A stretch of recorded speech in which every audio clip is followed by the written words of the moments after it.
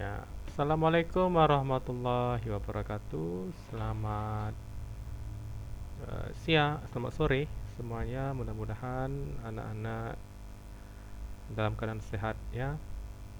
Nah, pada hari ini kita akan melanjutkan pembahasan kita di mata pelajaran fisika.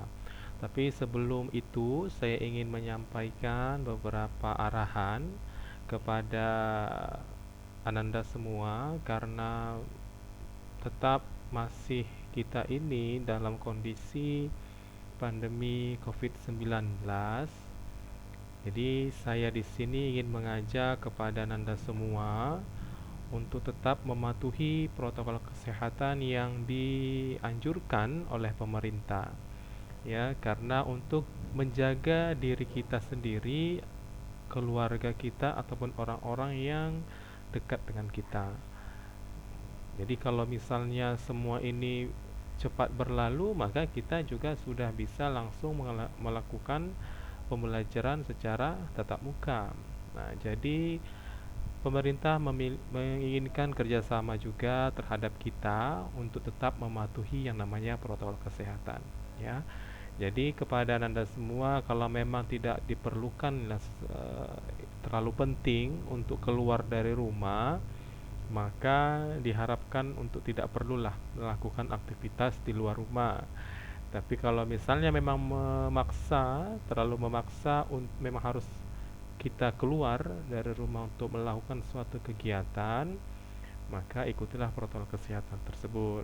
Salah satunya gunakanlah masker, ya, dan jaga jarak, jangan bersentuhan dengan orang lain. Takutnya kita terpapar oleh COVID-19. Jadi itu pesan saya, mudah-mudahan semuanya bisa mengerti kondisi kita saat ini agar kita cepat berlalu COVID-19 ini ya. Nah, oke, baik. Sekarang kita mulai saja untuk materi pada mata pelajaran fisika di kali ini. Nah, yang kita bahas di sini yaitu tentang rotasi dan revolusi bumi ya. Nah, jadi setiap hari kita mengalami siang dan malam, ya kan? Terang, gelap. Jadi itu ketika matahari terbit di timur dan terus naik hingga ke atas kepala kita. Nah, kita menyebutnya itu waktu tersebut sebagai pagi.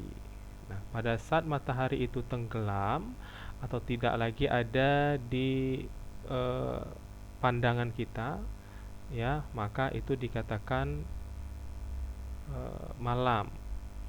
Nah, jadi pada saat itulah kita menyebutnya waktu tersebut sebagai sore dan malam. Nah, apa yang dimaksud dengan rotasi bumi ya? Jadi rotasi bumi itu adalah pergerakan bumi pada porosnya. Jadi bumi itu berputar. Bumi memiliki poros di tengah dan dia berputar pada porosnya. Jadi artinya bumi itu selalu berputar sambil mengelilingi matahari. Dia berputar pada porosnya dan dia juga berputar mengelilingi matahari ya. Jadi pergerakan bumi mengelilingi matahari inilah yang disebut sebagai revolusi bumi. Tapi kalau bumi yang berputar, kok kita tidak merasakan perputarannya ya, kan gitu ya. Nah, karena sejak kita lahir bumi sudah berotasi dan kita sudah terbiasa dengan rotasi daripada bumi tersebut. Jadi sama seperti saat kita naik mobil, kita tidak merasa bahwa isi mobil seperti jok mobil, radio atau pengemudinya itu bergerak. Ya, dari dalam mobil justru kita melihat seakan-akan objek yang di luar yang bergerak, padahal kita yang bergerak. Seperti halnya kalau misalnya kita pergi di jalan yang banyak pepohonannya dengan kondisi yang mungkin cukup kencang mobil yang kita kendarai, maka seolah-olah pohon-pohon itu yang lari ke belakang ya, padahal pohon itu tetap dia berdiri tegak, kita yang eh, bergerak kencang ke arah depan ya. Nah, jadi rotasi bumi ini pun mirip dengan seperti itu, seakan-akan objek yang di luar yang bergerak padahal kita yang bergerak. Hanya saja pergerakan bumi ini lebih stabil, ya, tidak kencang, tidak pelan. Jadi bukti bahwa bumi ini berputar adalah adanya waktu siang dan malam. Nah, kita bisa melihat bahwa poros bumi itu berada pada kutub utara dan juga kutub selatan. Nah, jadi ketika bumi itu berputar, sebagian permukaan itu akan terkena matahari, ya. Sementara sebagiannya lagi tidak terkena matahari. Nah, wilayah yang terpapar atau terkena dengan cahaya sinar matahari itu akan mengalami keadaan siang namanya atau pagi. Dan wilayah atau keadaan yang tidak mengalami tidak terkena oleh sinar matahari itu disebut keadaannya dalam keadaan malam. Nah, di saat yang sama ada wilayah yang sedang mengalami siang, ada wilayah yang sedang mengalami pagi, dan ada wilayah yang sedang mengalami malam. Jadi rotasi bumi pun ini mengakibatkan pergerakan semu matahari yang sering kita lihat. Jadi seakan-akan matahari lah yang bergerak mengelilingi bumi dari timur ke barat, padahal sebaliknya bumi yang mengelilingi matahari. Seperti contoh yang saya sebutkan tadi, kita melaju kencang seolah-olah pepohonan yang bergerak lari ke belakang, padahal kita yang melaju dengan kecepatan tinggi ke arah depan. Nah, selanjutnya yang disebut dengan revolusi bumi tadi sudah kita bahas, ya, bahwa revolusi bumi itu adalah perputaran bumi yang mengelilingi matahari. Jadi seperti yang telah disebutkan sebelumnya, revolusi bumi merupakan pergerakan bumi mengelilingi matahari kalau rotasi bumi hanya memerlukan waktu 1 hari untuk 1 kali putaran. Ya, ingat ya, rotasi bumi hanya memerlukan waktu 1 hari untuk melakukan 1 kali putar atau 24 jam. Kita kan adanya 24 jam, ya, siang 12 jam, malam 12 jam. Jadi total 24 jam untuk melakukan atau melakukan 1 kali putaran penuh selama bumi itu mengalami rotasi. Nah, sedangkan untuk revolusi bumi, ya, diperlukan waktu sebanyak 365 hari untuk mencapai 1 kali memutar matahari atau mengelilingi matahari. Jadi karena itulah kita mengenal adanya 365 hari sebagai 1 tahun. Nah, karena kita menggenapkan angka tersebut, maka setiap 4 tahun kita memiliki tahun kabisat yang terdiri dari 366 hari dengan penambahan tanggal 29 Februari, ya. Nah, selain menentukan tahun, revolusi bumi juga menyebabkan fenomena lain seperti perubahan musim, beda durasi siang dan malam, dan perubahan rasi bintang. Makanya kadang kita merasakan bahwa kenapa ya siang hari ini lebih lama ketimbang siang yang kemarin, atau sepertinya cepat sekali ya malam ini, padahal kemarin-kemarin malamnya masih jam segini masih masih terang seperti itu, ya. Nah, itulah fenomena yang terjadi akibat adanya revolusi bumi. Untuk lintasan bumi ketika mengelilingi matahari bukanlah berupa lingkaran sempurna, ya. Lintasan bumi untuk mengelilingi matahari tidak dia membentuk lingkaran sempurna, tapi menyerupai elips, agak seperti lonjong seperti itu, ya. Nah, berarti ada waktu ketika posisi bumi berada jauh dari matahari, tapi ada pula waktu ketika posisi bumi dekat dengan matahari. Jadi posisi tersebutlah yang menyebabkan terjadi perubahan musim dan perbedaan durasi siang dan malam. Kalau misalnya posisi pada saat bumi dekat dengan matahari, maka itulah mungkin akan terjadi musim panas, ya kan? Sementara kalau misalnya ada bagian daerah daripada bumi ini yang merasakan musim panas. Sementara kalau misalnya pada saat bumi itu posisi terletak paling jauh dari matahari, maka bagian daripada uh, bumi ini ada yang mengalami musim dingin dan seterusnya. Nah, ketika bumi berada jauh dari matahari, sebagian wilayah akan mengalami musim dingin. Nah, seperti yang saya sebutkan tadi, karena durasi paparan cahaya mataharinya yang cukup pendek. Sementara itu ketika bumi berada lebih dekat dengan matahari, bumi menerima cahaya matahari lebih lama sehingga terjadilah musim panas dengan durasi siang hari yang lebih panjang. Nah, sementara untuk Indonesia sendiri tidak terlalu merasakan dampak daripada musim dingin dan musim panas tersebut. Kenapa? Karena kita berada di garis khatulistiwa. Jadi kita normal-normal saja seharusnya ya. Nah, revolusi bumi juga berarti bahwa posisi bumi tidaklah selalu sama.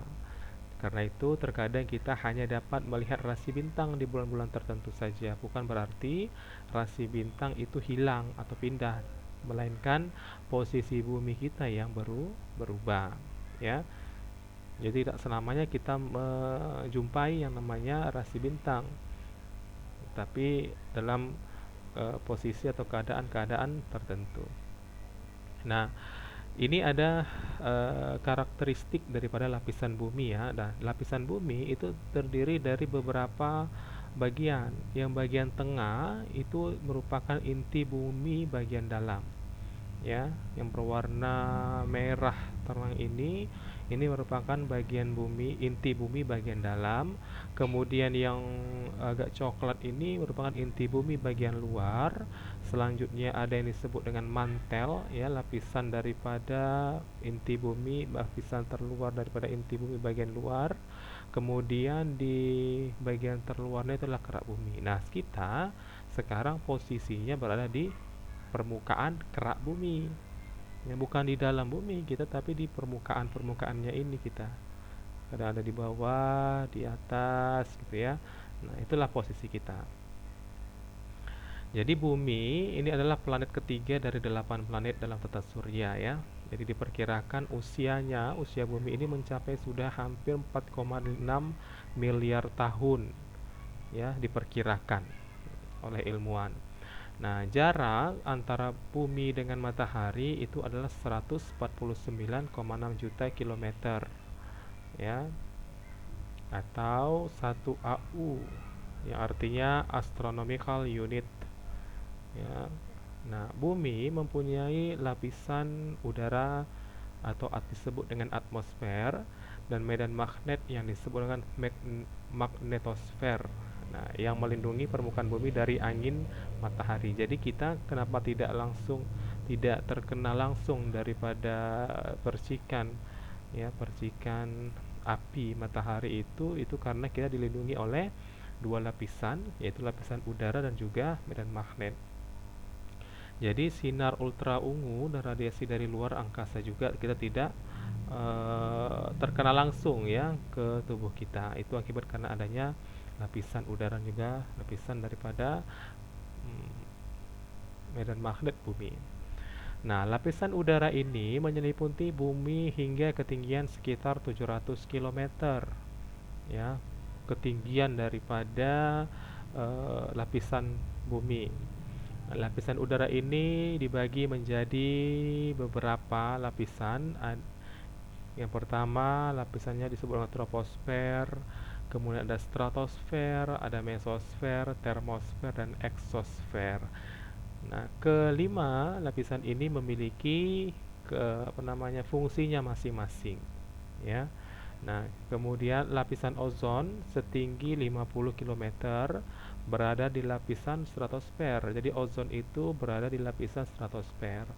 Dan mesosfer, ya, dan melindungi bumi dari sinar ultraviolet. Jadi lapisan ozon itu melindungi bumi dari sinar ultraviolet.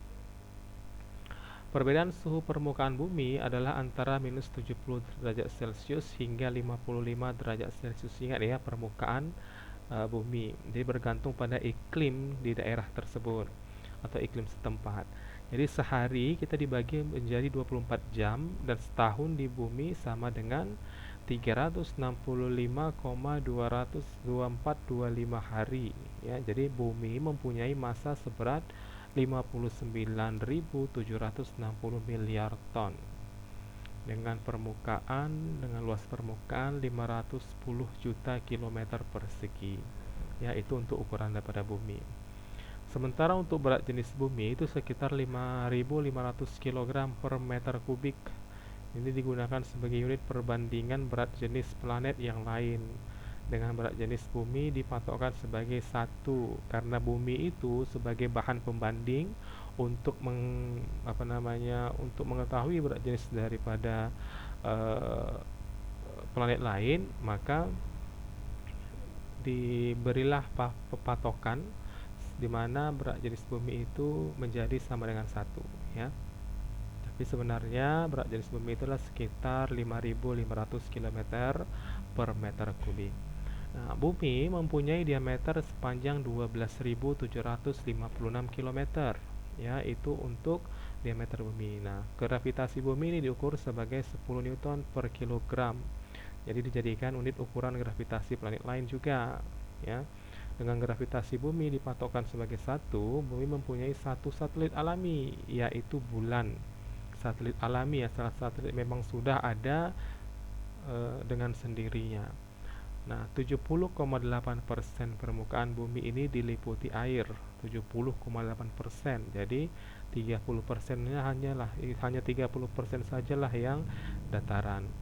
Nah, udara bumi ini terdiri dari 78% nitrogen, 21% oksigen dan 1% uap air, karbon dioksida dan gas-gas yang lainnya.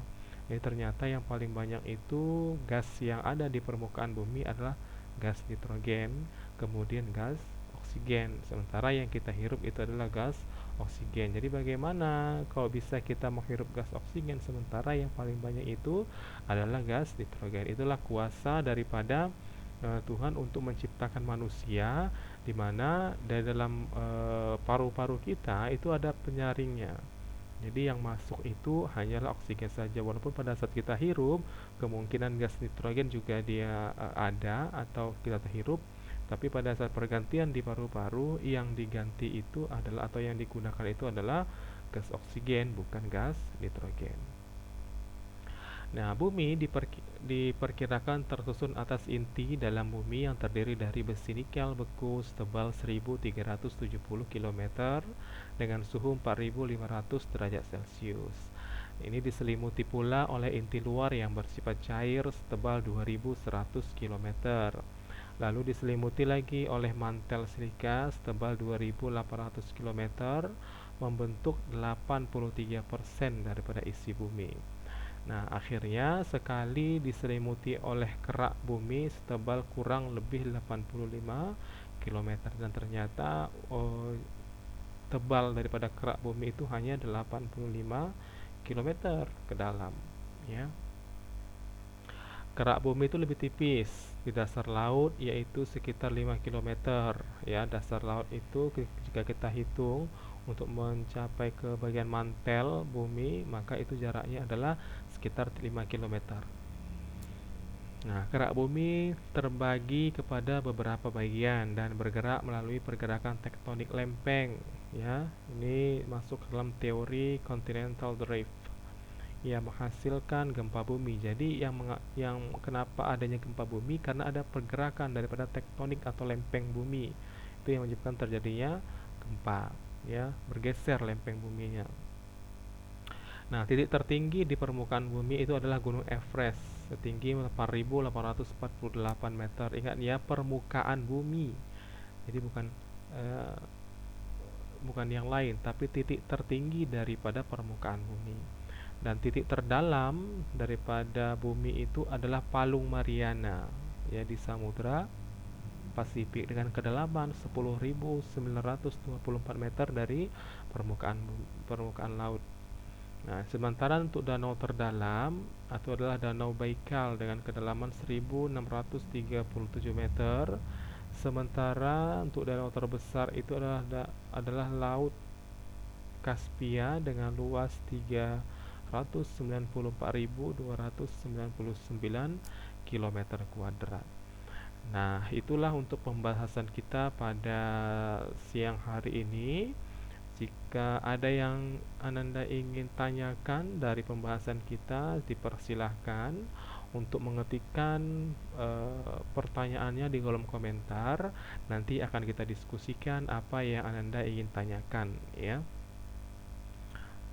Saya harap juga apa yang saya sampaikan ini dapat dimengerti dengan baik, dan kalau ada mungkin kalimat-kalimat yang tadi terlewatkan, boleh dibuka juga slide PowerPoint-nya yang sudah saya kirimkan di materi di Google Classroom. Bisa dibuka, jika ada yang ingin mendownloadnya juga dipersilahkan untuk sebagai bahan dibaca-baca, ya.